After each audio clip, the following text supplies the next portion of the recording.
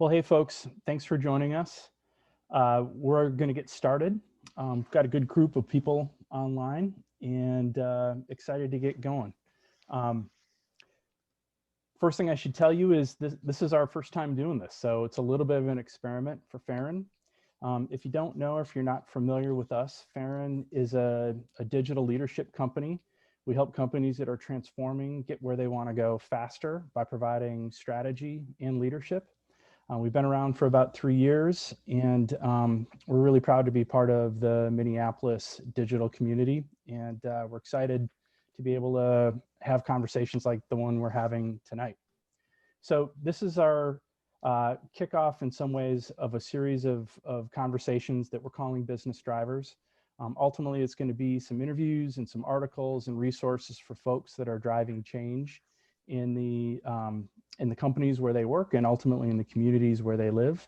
And tonight we're excited to be talking with Paul Isakson. I'll tell you a little bit more about Paul and our conversation in a bit, but I wanted to tell you about a couple other things that we've got coming. We're focused right now on getting ready to finalize your 2021 plans and to land your 2020 plans. And so next week, we're actually going to be talking with Rob Silas. He's going to be giving us some advice on how to talk to your data team to make sure that you get what you need to inform your 2021 plans. And beyond that, we're going to be looking at the digital product space and what digital product leaders should be prioritizing for 2021.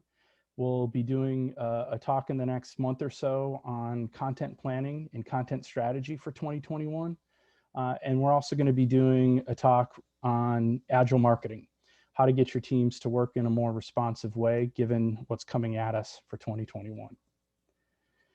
And as our theme is 2021, I just kind of want to set the stage for the talk with Paul today. You know, a lot of folks that we're talking to at Farron are working out two things at once. One is how to finish 2021 in a strong way, given what we've all gone through so far with the pandemic.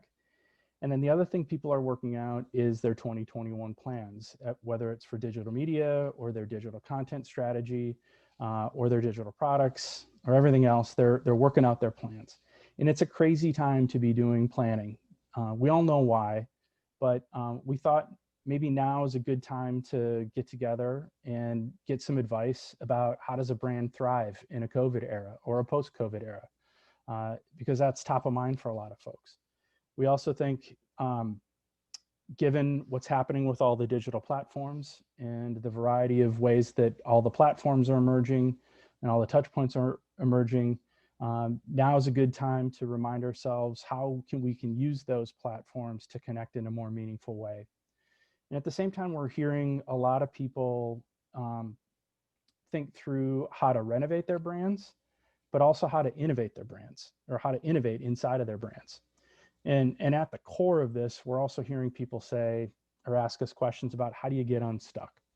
And so now is probably a good time to talk about how do you make sure that your brand is fit for the times that we're in? And I couldn't think of a better guy to ask than Paul Isakson. So much of what I've learned about brand building has come from Paul. He's part of a small group of people here in the Twin Cities that have been very, very influential in the way that I've been thinking about brands. And anything good that I've ever said, I've probably stolen from Paul or a couple people here in town. But what got me started a long time ago, well, about 10 years ago, was Paul talking about how to think about modern brands. And it really changed the way that I thought about how companies work and live in the world and how brands come to life. And I've been thinking about his work for years.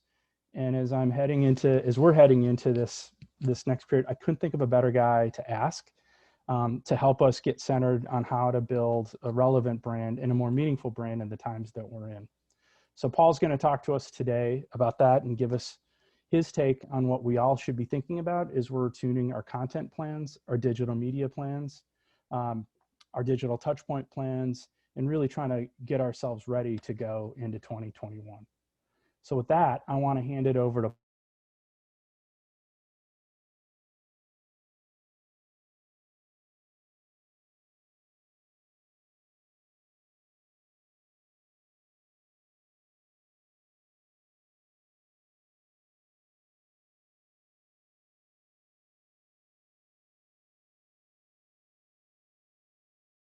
excited for you to hear Paul's take.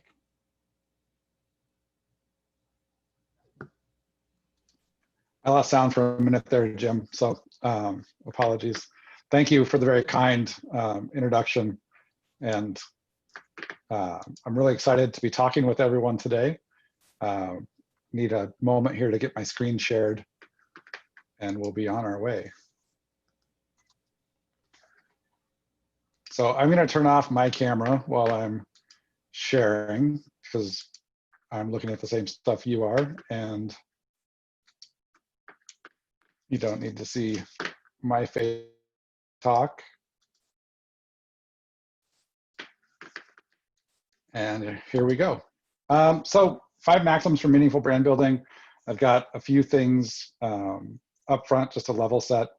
And if I see some familiar names in the group, if you don't know me, here's a quick way to find out, and also a fun LinkedIn trick. So if you open LinkedIn on your phone and go into the app, and on the upper bar in the search bar, you see a little QR code on the search bar. If you hold that up to the screen, to the QR code, it'll launch you right to my LinkedIn profile, so you can see more about my background and my history. I'm also on Twitter. I haven't been as active lately, but I'm there if you want to connect through direct messages there as well. And always happy to chat, connect for coffee, talk about brands, talk about life. So my background, these are just a few of the fun brands I've worked on, some big, some small, a variety of categories, a variety of executions. I've worked across design, digital, advertising, you name it, I've probably worked in it. And I've just had a lot of fun doing this. I've also studied brands deeply from beyond the beginning of my career over 20 years ago, and has led to the thinking that Jim's so kindly referenced and talked about. Little joke, when you're a consultant, which is what I'm doing now, you have 2 rules for being successful. Never give away everything you know. Let me see here, pause one moment. Something seems to be going a little off. Apologies.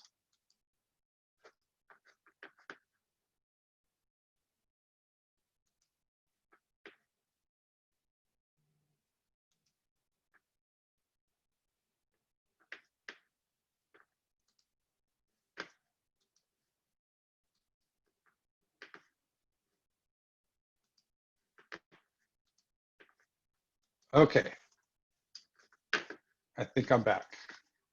So let's talk about brands. First, a little level setting. And if you're like the person on the left of the image here and surprised that this is what we're talking about, maybe you're in the wrong Zoom. So you can feel free to go to your correct Zoom now. But like I said, I want to dive in with a little level setting. So famous Magritte painting, this is not a pipe. Of course, it's a painting of a pipe. Likewise, this is not a brand. It's a painting of a logo of a famous brand. So this is a little thing I like to go through with clients to level set. Your brand is not the logo, the tagline, advertising, any of that stuff on the left there, including the customer's opinion alone. Your brand is all of those things and more, especially including your business vision and mission, and the culture that drives your daily operations, fueling that brand experience in the world. The brand, the way I like to talk about it, is an evolving narrative of an organization, product, or service collectively told by people who make it and all who come into contact with it. It's that shared narrative, that shared conversation, which means, you'll hear people talk about the consumer owns the brand. You'll hear people argue that. What I like to say is the truth owns the brand. And whoever's telling the truth and has a good view of it, then is the one who wins and is the one who can tell the story. So as long as a company is telling the truth well, then they're going to have that opportunity to keep telling the truth and not be refuted. Brand building, then, is the ongoing process of crafting and curating your brand's narrative over time through changes in the world. So through culture, technology, leadership of the company, political leadership possibly, technology, and the world at large. And really, when I think about brands, I see there are 2 types of brands in the world. The first is like Mickey over here on the left, constantly chasing and trying to find his way to catch Minnie. Brands chasing people, trying to get them to come in and buy, to embrace the brand. Flip this and picture the brand on the right as Minnie Mouse instead of Mickey Mouse. And you have brands that people chase, that they're excited to pursue, that they're excited to bring into their life and excited to be part of. Those are the brands I'm talking about today, and how to become that type of brand and be that type of brand. And really what it all comes down to for me in this 20+ years of studying brands is that great brands are inspiring visions well executed. Leaders shape organizations, who shape experiences, who shape brands, who shape cultures, who then go on to shape leaders by what they see happening in culture, and so on and so forth. And this becomes a cycle, but it all starts with leadership. It all starts with the tone the leader set, the way they lead the organization, how they inspire their teams to build inspiring brands. And the flip side of this means uninspired people create uninspiring brands. So when people are bored or they're afraid, they're not in a good place to create a brand and put a brand in the world. And you need to do everything you can as a leader building a brand to inspire people, inspire them to inspire the agencies, or inspire the agencies if you work with them directly. And with that as the backdrop, I'm gonna go into the 5 maxims then for meaningful brand building. Number 1 is get better to grow bigger. This comes from a quote I heard in a podcast from S. Truett Cathy, the founder of Chick-fil-A. As you can see here, he was in a meeting and they were talking about Boston Market and how fast Boston Market was growing and how big they were getting. And he apparently slammed his hands on the table and said, I'm sick and tired of hearing you guys talk about us getting bigger. What we need to be talking about is how to get better. If we get better, our customers will demand that we get bigger. And I think that just resonated so true with me. And obviously, Chick-fil-A has had some phenomenal business success since their founding. You know, as the latest QSR reports, they're the #3 overall QSR in the world, and growing well. And you can also see that they have one of the smallest footprints, total units, 2,500, and their average sales per unit is through the roof, and they're the #1 on that list. So clearly they're doing well, and also handling things well during the COVID time and making sure people get the food they need. Another brand, of course, we know does well is Tesla, right? They have inspired people and they believe in better to get bigger and have shocked the world, not so much anymore, but when they first came out with the damage they did to the auto market and taking share away from luxury, and now taking share away from everyday cars like the Camry, the Accord, the Civic, and the Corolla. Domino's, of course, is another brand that believes in getting better to get bigger, admitting that their pizza tasted like cardboard, or maybe it was their cardboard tasted like pizza, and they needed to fix that. And everything they've done since then to improve their pizza, to improve their delivery, and to give people a great experience around bringing pizza home and getting it at home.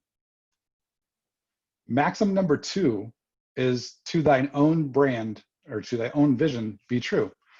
And this, I'm just going to use a narrative about Starbucks. This book from Howard Schultz, Onward, inspired me greatly early on when it first came out, and has been something I keep going back to.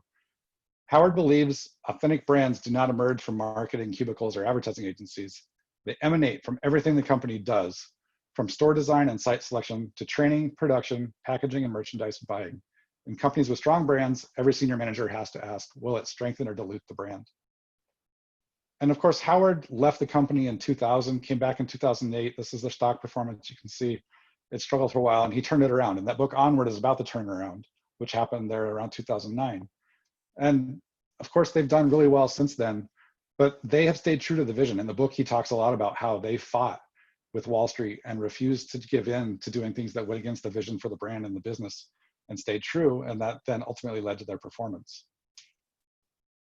Of course, this is the newest news on Patagonia. They placed a patch underneath, or they sewed this underneath the label on a pair of shorts, and it leaked and got all over the internet in the last few days. But Patagonia very much stands by their vision and does everything they can to live it out in all areas of their brand, as we all know. And then locally, a fun brand started by a friend and some co-founders called High Bar. Their mission is to end the world of plastic, starting with the bathroom.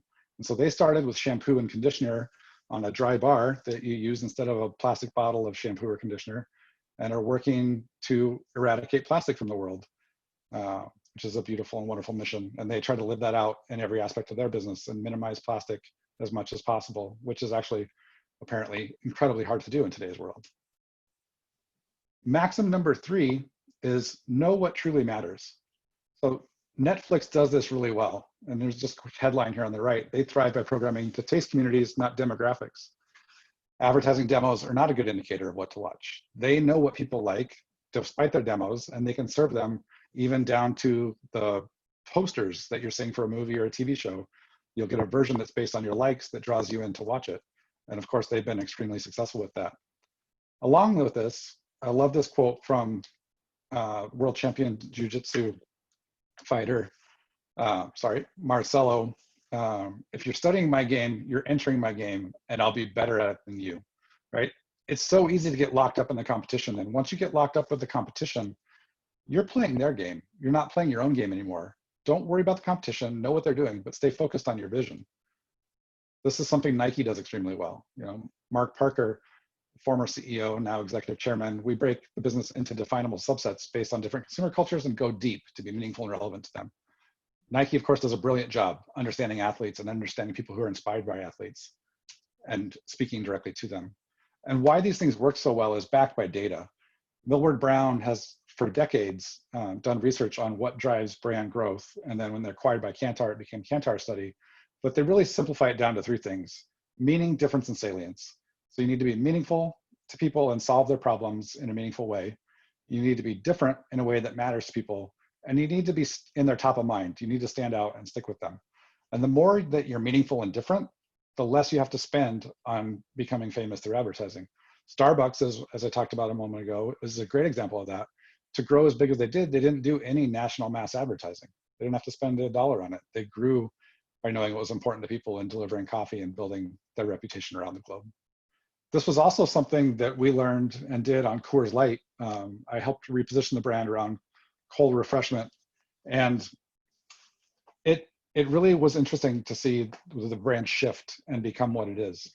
When we were doing this, the brand was number 4 in the world, or in the US, in overall volume, and it moved to number 2. And what we did is we did a study to find out what people cared about when drinking light beer.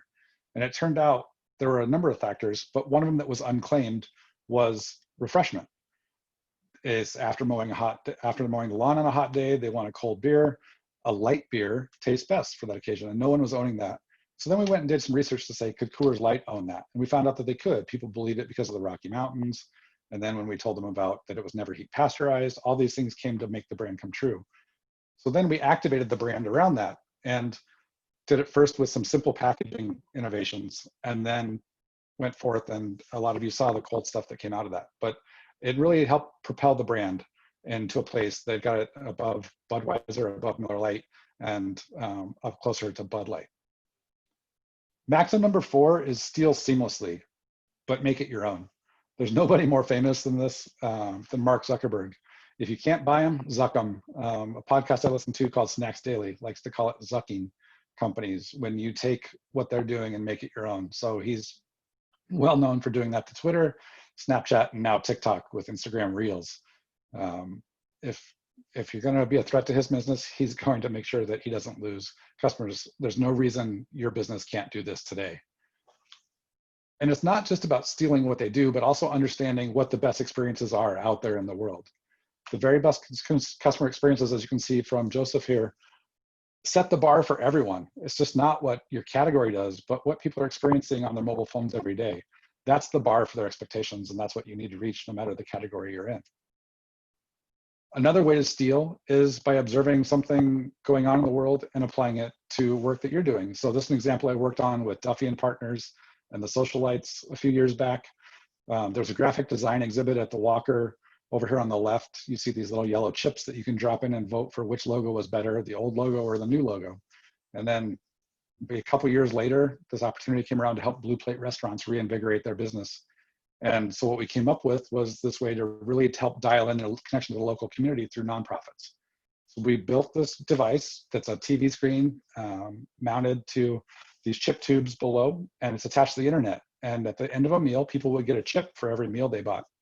And they could go then vote for which local nonprofit they wanted to donate to through this device. And when you dropped a chip in the tube, it would register on the screen, and it would also kick out a tweet at the end of the day where the standings were. So then the nonprofits could send people to the restaurant to go get votes for them to get the money.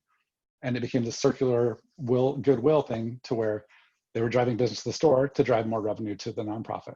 It worked out really well for the time that it was used. Lastly, start with social. The days of starting with a TV first mindset need to be done if they're not already. And I think a lot of companies still do start with a TV first mindset. And it's time to start thinking social first. We see this through the pandemic. People are tuning into social more than anything to stay informed, to stay in touch, to learn what's going on. That's where you need to start as a brand with your planning going ahead. Start with social, start with the social understanding what people are doing. Social media is influencing culture and behavior across all generations, all people who use it. You have people like the young woman here on the screen who are at a baseball game, but they're involved in social and taking selfies. And you see people walking down the street doing the same thing. The key with social is making sure that you are stopping the scroll, right? This is over exaggerated, and it's hard to even imagine when phones were that small, even though it wasn't that long ago. But the key is that you have to stop the scroll. So you have to figure out what's the right thing to put in this channel to make sure you get the attention you need, to get the action and behavior you need. And like Jim showed on one of those, from 10 plus years ago, campaigns are dead, long-lived campaigns. I've had this view for a while that campaigns might not be the answer. And I don't think they really are too much anymore in most circumstances. Sometimes they work, dilly-dilly, took off culturally, people had a lot of fun with it. But more often than not, campaigns are kind of boring and in my opinion, need to be moved on from. And instead, need to do interesting things. You don't always have to make a campaign. Sometimes a movie is better without a sequel. And I would argue that the original Man on a Horse ad for Old Spice was better without a sequel campaign. It spurred a ton of memes and fun after it launched, and the follow-up ads weren't as good. And the idea that swept the awards last year, Burger King's Whopper Detour, that wasn't a TV idea. It was a social first idea. And really, this is again why I think we need to start thinking this way, that you can get people's attention in social more so in TV, I believe now. And you can get rich insights and understand people's behavior deeper in social and see who they want to be and what they want to be doing, and really drive a message and experience to them that will help them connect to your brand and feel a little more meaning. And the more you do that, the more that meaning will build. And lastly, as we're talking about social, I want to make sure that this point is out there as well. Match the platform, not your TV first campaign. So the matching luggage in the background is the analogy, right? We've all kind of been talking about this for a long time, but it still happens too much. You don't need the TV campaign to show up in social. Think about social first. And how you treat TikTok should be different from how you think about Instagram, should be different from how you think about Facebook, should be different from how you think about YouTube and Twitter. Do what's right for the platform and the people's behaviors in the platform you're trying to reach. Don't try to put the same thing everywhere. That's my quick talk on 5 maxims for meaningful brand building. And now we will roll into some questions. Thanks, Paul. That was great. As always, got me thinking again about a number of things that I might have been doing right or wrong. But I just want to, I guess I start with, put yourself in the position of coming on to a brand in October 2021 with these maxims in mind. And you're going to look at the first pass at a content strategy for a brand for 2021. What's the first thing that you're looking for?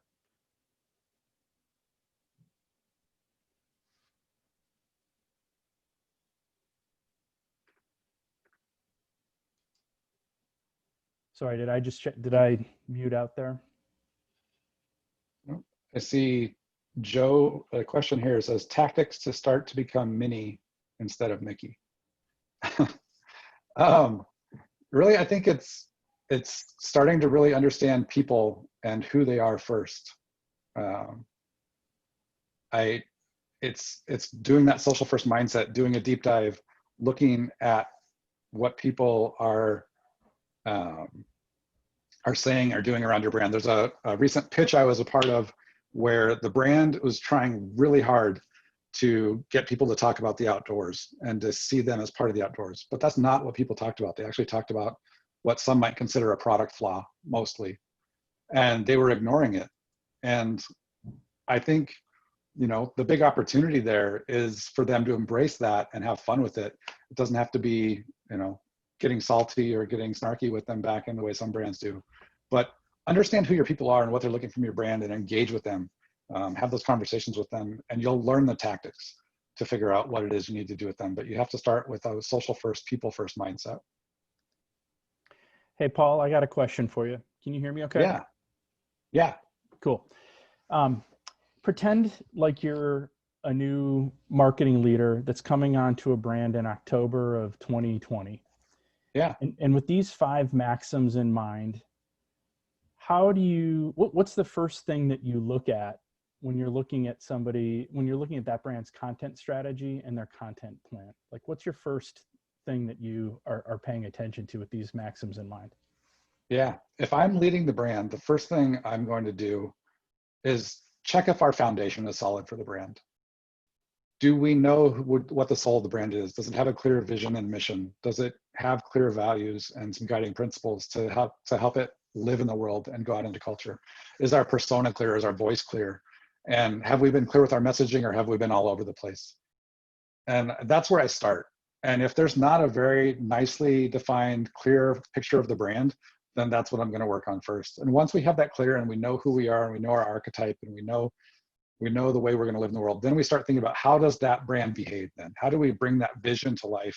How do we bring that mission to life and hold true to who we say we are?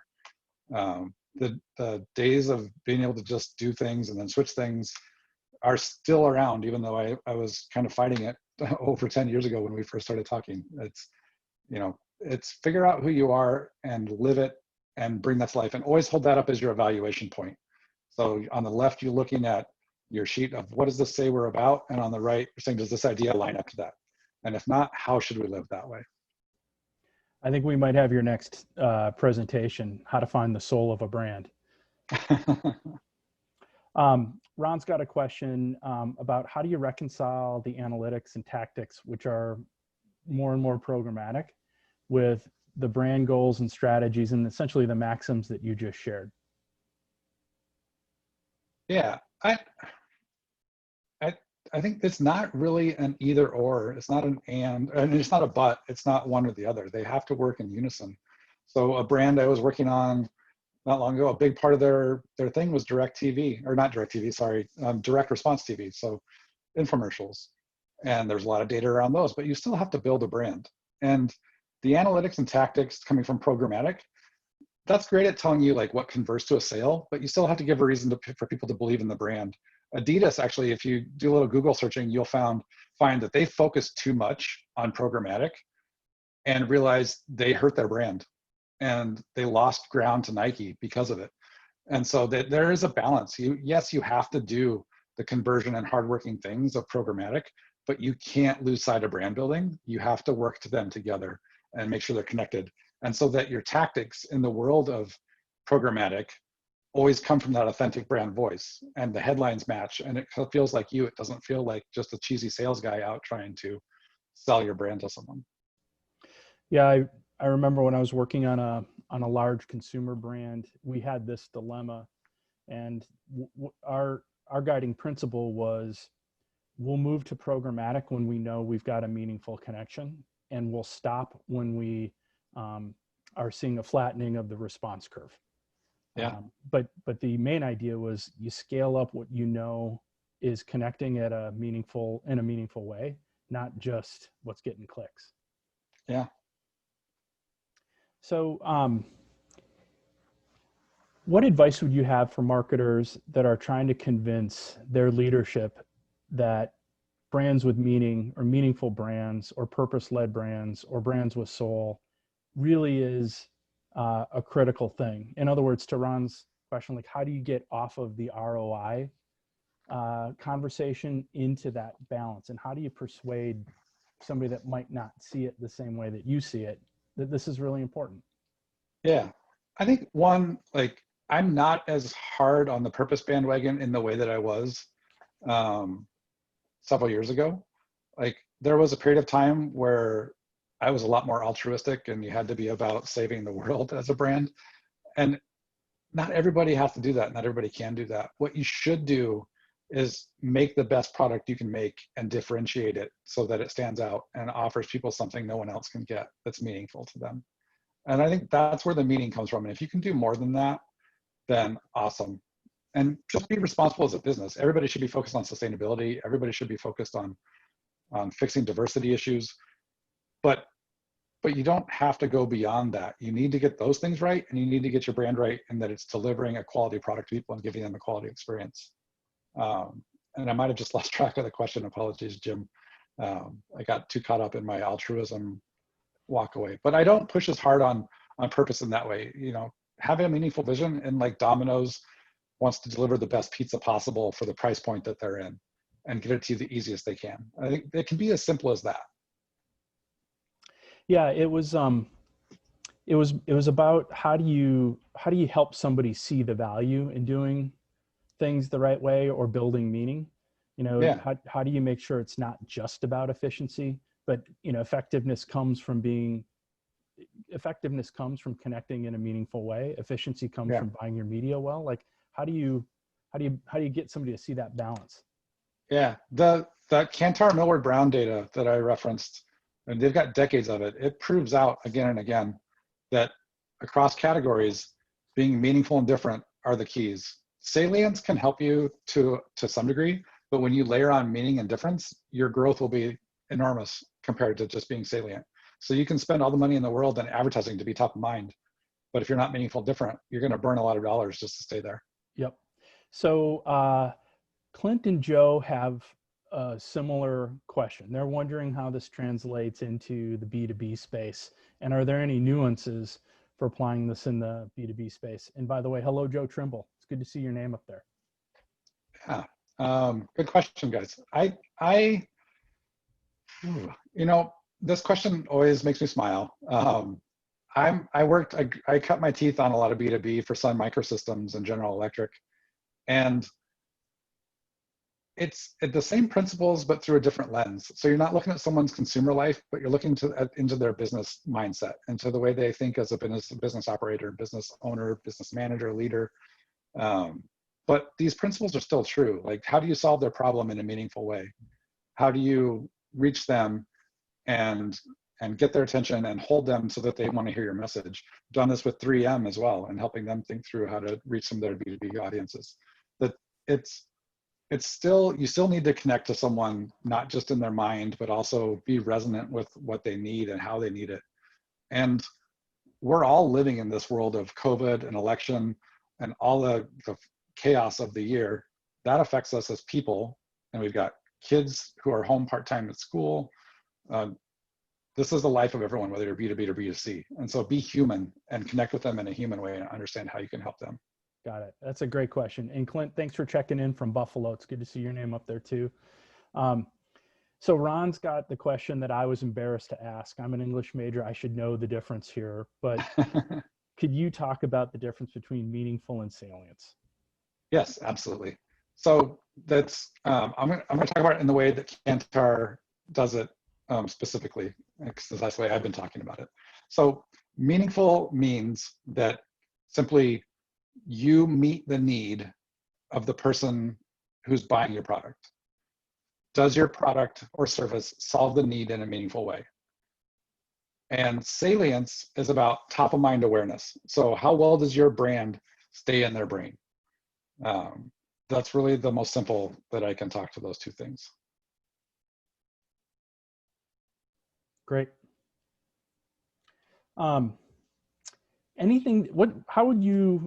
What would you share for somebody that's just getting started on this journey?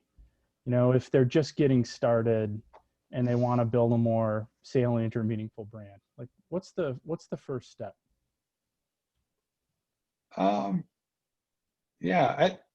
You have to understand, one, where people are today and how they feel about you, what they think about you, what they say about you.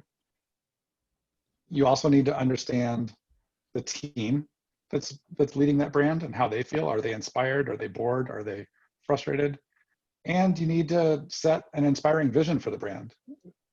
Like I had that graffiti piece up there that growth for the sake of growth is the mindset of the cancer cell. Like that's not fun for everyone. If it's just growth for growth. Like, why are we growing? What are we trying to do with this growth? So if I'm leading a brand, if I'm starting on a brand and trying to get started, I want to really understand, how are the people I'm working with motivated and inspired? Do they understand where the brand is today? Do we have a meaningful vision for where we want it to go in the future? Yeah. Susan's question is a really timely one. She says, I like what you shared about a brand that is living a truth and telling a truth that can't be refuted, but how do you recover when it hasn't been leading this way, or maybe when there's been a misstep? Yeah, I actually got to work on one of those a year and a half ago. In, let's see, I don't want to get too narrow, in the healthcare space. Um, and they made some very, very poor decisions and had the government come down on them. And the only way you bounce back from that is to own your mistake and to own your own the problem and make it clear what you're doing to come out of it. Be truthful in how you're recovering. Be truthful in what the steps are, and just own it. Just step into it, own it, and be very clear with everyone, especially the employees, what you're going to do to fix it and how you're making it right. That's awesome. So I'm going to put you on the spot. You shared a ton of really good examples of brands that are doing it right. Is there another brand that you've got sort of top of mind that you look at as an exemplar of somebody that's maybe doing something that we should all be paying attention to?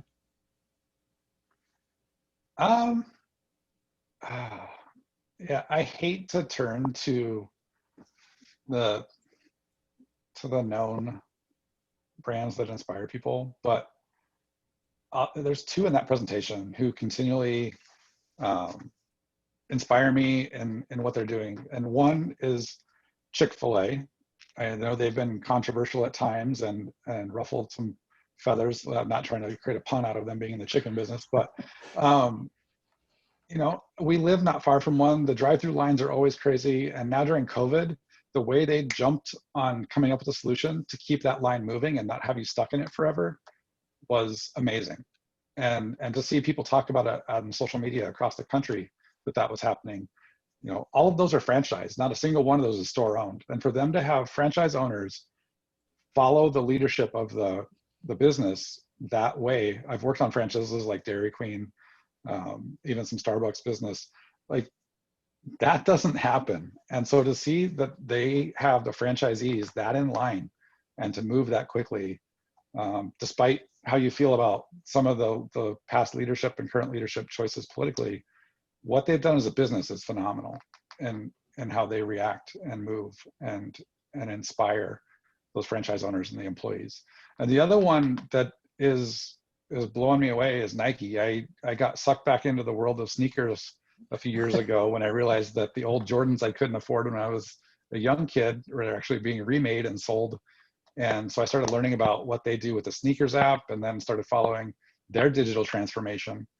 And they're cutting out retailers. They're saying, we're only going to work with a certain tier of retailers, and everything else we're going to take DTC. And what they did last year with a shop on Melrose, I think Melrose Ave in California, and how they were able to do real-time inventory based on data they were getting from the Nike app and feeding that store with products they knew in a certain radius of that location would buy, and it meant they didn't have to keep a huge inventory of stuff people wouldn't buy, is phenomenal. And I think the stuff that Nike is doing and the digital transformation forefront is something everyone should pay attention to that sells a product into retail. Because Nike sells products into sporting goods stores, into Foot Locker, and they're also crushing it on their DTC business. So related question from Clint. Oh, I think you froze a little bit, at least for me, Jim. I see Clint's question here. How do you live these principles when Amazon is your primary distribution point? I think, you know, that to me, the world is shrinking down to just a few key retailers for a lot of companies. And when you surround everything you do with your brand and your principles, then who it goes through to ultimately purchase is kind of out of your control. And I don't think you have to worry about it too much because most experiences through Amazon are good. You do need to watch out for bad behavior people trying to sell your product on Amazon. But, you know, work with Amazon to cut out those bad actors with bad intentions. But otherwise, keep your marketing and your social channels and everything you put in the world tied to your principles, and you'll be in just fine shape. That's great. I just want to see if there are any other questions from the attendees. Paul, is there anything else that is sort of that this conversation made you think of that you want to add? I don't know. I love talking about this stuff. I've always loved our coffees and get-togethers. I think, the one thing for me to just kind of go back to is, if you're not going at your planning from social first, start there. Start with what's going on there in your category with your consumer. Build a small panel in Facebook and get to know people who are your customer separately with just a private Facebook group is a really easy hack to do that. Understand what that's about. Get a good social agency if you don't have one.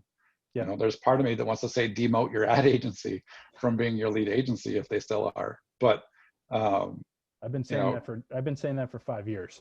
I know. Hey, Paul, Ron's got a question about COVID-19. How should brands be working? What should brands keep in mind as they're working in a COVID-19 era? Yeah, empathy, like understanding people are all over the map on how they feel about it, and doing the best you can with all the regulation and all the stuff we are all dealing with out in the day, and just try to be as empathetic as possible. I don't know what else. It sounds like kind of maybe a short cheat of an answer, but I really think that's the key to surviving this is just be the best human being you can be in this circumstance, and know that the people are all over the map on it, and you can't make everybody happy. And so you just do what you can to take care of your people. If you lead people and you manage people, yeah. And by doing that, trust that they'll do the same, and it'll be a chain of goodwill throughout. We're in an engagement right now where we're trying to build a marketing plan for a small healthcare product. And we're trying to build the whole content strategy around being a kind brand. Like, how do you, as a brand, act in a kind way in a world that needs kindness, and still get your product message across? So that's what we're trying to do. And it's hard when you've, got $100,000 budget, but that's the principle that we're trying to live out. Yeah. Interesting. Well, Paul, as always, this is really great. You got my mind thinking. And for the folks on the call or on the webinar, thank you very much for joining us. This was our first time doing this, and obviously we had some technical and audio issues. And we're going to get better each time that we do this. But thanks for joining us. Just one more heads up. We've got a couple events coming up. Next week, we're talking about data and analytics with Rob Silas. And we'd love to have you join us for that as well. And for those of you that would like the slides, we'll have a slimmed down version of a couple of these available on the Farron website. Paul's graciously allowed us to share them. And meanwhile, Paul, any other ways that you want people to connect with you? Feel free to find me on LinkedIn. That's probably the place I spend the most time right now, more than any of the other social channels for work-related things. With 2 small kids, I've got my other profiles on lockdown to keep it to people I know for Facebook and Instagram. So maybe you and I should get together and figure out how to reinvent or invent a competitor to LinkedIn. Yeah, I'd love that.